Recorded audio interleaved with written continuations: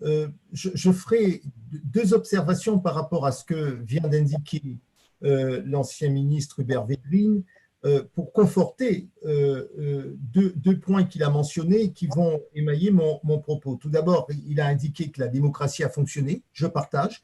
Les institutions américaines ont fonctionné et quel que soit ce qui pourrait se passer le 20 janvier, je pense qu'on a la preuve aujourd'hui que les processus se sont mis en œuvre. La preuve, c'est que le président élu n'a pas eu de difficulté pour suivre le travail avec sa commission de transition, son équipe de transition qui est en lien avec l'ensemble de l'administration américaine.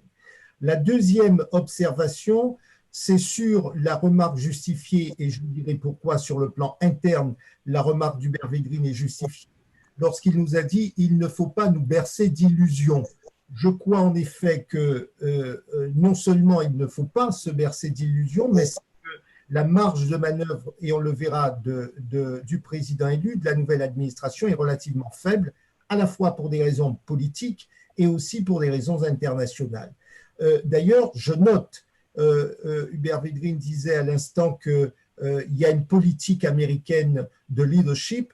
Je note qu'au sein même de la commission de transition, on retrouve en position importante Susan Rice, qui est une ancienne collaboratrice du président Obama et qui est une tenante d'une politique américaine forte, probablement beaucoup plus éloignée que Samantha Powell ou d'autres anciens membres de l'administration Obama. Alors, comment est-ce que et pourquoi peut-on considérer que la marge de manœuvre de Joe Biden sera faible? Elle sera faible, me semble-t-il, à la fois pour la raison liée à son élection. Biden a été élu, bien sûr, parce qu'il y a eu une volonté de porter les démocrates, mais surtout parce qu'il y a eu une volonté de sortir un Donald Trump finalement plus sur la forme que sur le fond. Depuis 2016, il est vrai que l'élection de Donald Trump a toujours été contestée. Une part d'intelligentsia de Washington et ailleurs considérait qu'il n'avait pas les bonnes manières, sauf que sur le fond, son politique a pris la preuve. Plus de 70 millions d'électeurs ont voté pour lui, 70 millions de gens qui se sont au fond retrouvés derrière la doctrine Trump. 70 millions de gens qui disent aujourd'hui l'Amérique ne peut pas être le gendarme du monde, et ça avait commencé avant Trump, ça avait commencé déjà sous George Bush Jr., renforcé en quelque sorte par Obama qui devait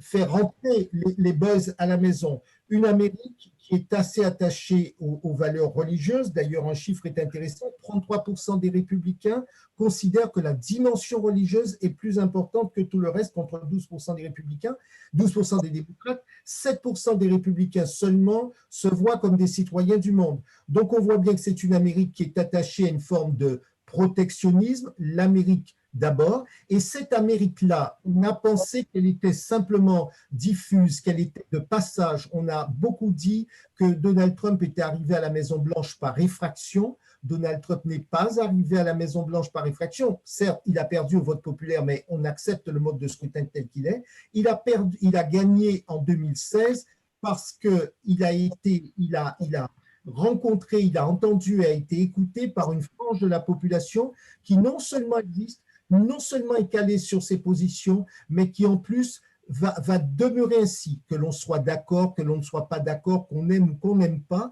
Et cette frange de l'Amérique qui dit « nous voulons surveiller nos frontières » et il ne nous aura pas échappé que, par exemple, 30% des Latinos ont voté Donald Trump.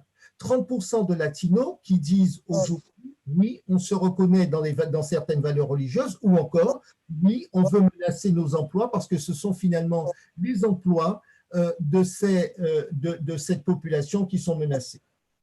Donc cette élection de Joe Biden traduit bien une fracture. Si on faisait une parallèle géologique, je dirais qu'il y a une rencontre de deux plaques tectoniques. Une Amérique divisée parce qu'on n'a pas entendu les souhaits de cette autre Amérique, celle des milieux ruraux, celle des milieux qui ne se retrouvent pas dans cette globalisation, en tout cas dans un projet qui est probablement né à partir de la Seconde Guerre mondiale, mais dont le jeu a complètement changé.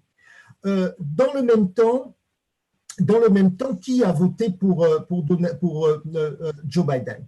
Joe Biden a bénéficié sans aucun doute, il est difficile de refaire une élection, mais il a sans aucun doute bénéficié du Covid parce que finalement, au début, en janvier, nous étions un certain nombre, il y avait une opinion majoritaire pour dire Donald Trump risque d'être élu parce que globalement, l'économie ne se portait pas trop mal, en tout état de cause avec un chômage à 3,5% aux États-Unis. Ça, c'était un phénomène qui parlait, un élément qui parlait aux Américains, aux travailleurs américains. Il était bien parti. Le Covid est arrivé et avec le Covid, la politique sociale. Si bien qu'il a été porté surtout à partir de la mauvaise gestion du Covid par l'administration en cours, il a été porté par la gauche du parti, une gauche du parti qui, contrairement aux périodes anciennes, ça n'est pas la gauche du parti de Clinton, ça n'est pas la gauche du parti de Carter, ça n'est pas la gauche du parti Obama, c'est la gauche démocrate portée par Ocasio-Cortez, portée par Bernie Sanders, de gens qui veulent rompre avec le système ancien. Alors, on n'est pas en train de tomber dans l'extrême gauche, comme j'ai entendu dire, mais ce sont des gens qui veulent rompre avec le système ancien. Et à ce jeu-là, elle va être exigeante. Elle va être exigeante sur les mesures que prendra le nouveau président pour la lutte contre le Covid, les mesures, le plan de redémarrage économique, on y reviendra, et enfin sur la transition écologique. Autant d'éléments qui, pour cette gauche, sont des éléments essentiels, sont des éléments porteurs et qui vont déterminer son soutien, le soutien de cette gauche démocrate au président élu. On voit donc bien que ce président qui arrive à la Maison-Blanche dans quelques mois, dans 2 mois exactement, le 20 janvier, devra à la fois satisfaire son aile gauche, son électorat, mais devra aussi ménager les centristes parce qu'il aura besoin de cette majorité au Congrès qu'il n'a pas encore tout à fait, puisqu'il y a un siège, comme tout le monde le sait, il y a un siège en balance en Géorgie. Bref, le président élu a dit vouloir mettre 2000 milliards de dollars pour lutter contre le réchauffement climatique, a dit vouloir mettre 700 milliards d'euros d'investissement public pour les infrastructures et relancer ainsi l'emploi, mais il y a ce déficit qui guette les États-Unis puisqu'il y a un déficit de 16% du PIB, autant d'éléments qui nous font dire que non seulement sa marge de manœuvre sera difficile, mais il va avoir à affronter une période un peu chahutée parce que ceux qui l'ont porté au pouvoir ont une aspiration assez grande. Alors, pourquoi est-ce que je suis d'accord sur le fait qu'il ne faut pas se bercer d'illusions? Il ne faut pas se bercer d'illusions s'agissant des Européens, en tout cas des Français, à 2 égards. Tout d'abord, contrairement à ce qu'on pense, Trump était pas bon sur la forme, mais je rappelle que les relations économiques, si on parle de celle-là entre la France et les États-Unis, ont plutôt été bonnes, en croissance. Nous avons 3 milliards de dollars d'excédents commerciaux avec les États-Unis et une croissance dans nos relations de l'ordre de 8 à 9% par an. Si bien que nous avons de bonnes relations, et je peux vous dire que, partageant mon temps avec Washington, la situation des entreprises françaises, je parle sur le plan médiane, je ne parle pas des grands groupes industriels tels que Boeing, Airbus et quelques grands groupes pharmaceutiques, mais la situation médiane française est plutôt correcte. Si bien que cet élément ne devrait pas changer. Mais sur le plan plus général, pourquoi faut-il être prudent sur cette élection Donald Trump, cette élection Biden? Pourquoi faut-il être prudent? Parce que tout d'abord, l'Amérique n'a pas changé, parce que ce qui va intéresser précisément parce qu'elle est plus protectionniste, ses exigences vis-à-vis de l'Europe vont demeurer. On nous a expliqué que le président élu allait regagner l'accord de Paris, qu'il voulait avoir plus de leadership. Je ne sais pas, je n'ai pas vu dans le programme, je ne sais pas si d'autres l'ont vu, je n'ai pas vu de manière détaillée ce qu'il s'engageait à faire. Et il a été bien rappelé tout à l'heure que la question de l'extraterritorialité, la question des sanctions n'avait pas été véritablement abordée au cours de cette campagne. On s'est contenté de dire qu'on va être plus correct, qu'on va traiter nos alliés de manière différente. C'est vrai qu'il a dit qu'il fallait que les alliés se retrouvent, les alliés traditionnels se retrouvent. Pour autant, je ne suis pas certain qu'il y ait grand-chose, et je viens d'indiquer que des personnalités comme Susan Rice étant appelées à jouer des positions, à avoir des positions importantes, je doute que la position de Susan Rice soit fondamentalement différente aujourd'hui sous cette administration qu'elle ne l'a été précédemment sous l'administration Obama. Le deuxième élément, c'est qu'il est évident que sur le fond, les États-Unis n'ont pas mis l'Europe comme au centre de leurs préoccupations. Ce qui va importer pour les Américains, c'est la relation avec la Chine.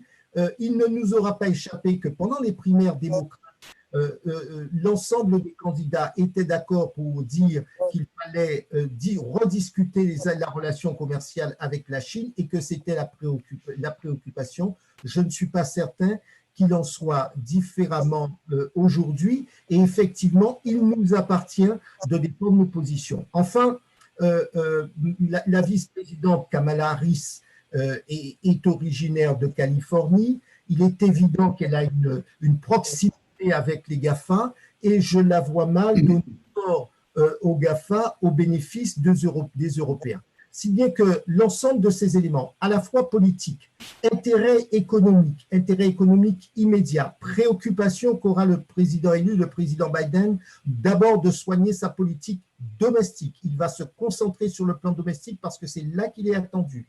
Il aura beaucoup moins de temps pour pouvoir se consacrer à rebâtir quelque chose de plus consistant avec les Européens et avec nous.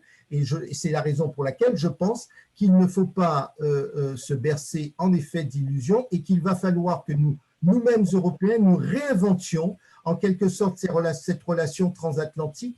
Et j'ai la faiblesse de penser que plutôt qu'être dans l'attente, il nous appartient, nous revient d'imaginer ce que nous pouvons présenter et proposer à l'administration autour de projets structurants, autour de questions qui nous tiennent à cœur, et reprendre la route de Washington assez rapidement dès que les frontières seront réouvertes. Merci beaucoup.